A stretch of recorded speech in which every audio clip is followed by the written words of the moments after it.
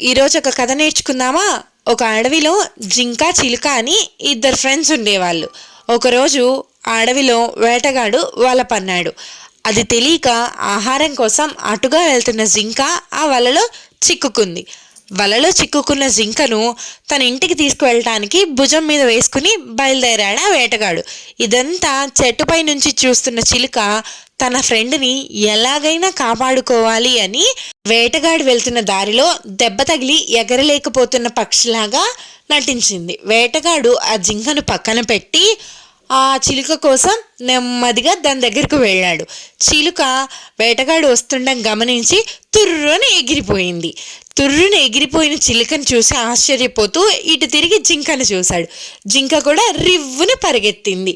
ఆ చిలుక జింక స్నేహం ఎంత గొప్పదో కదా! ఒకరికొకరు హెల్ప్ చేసుకున్నారు.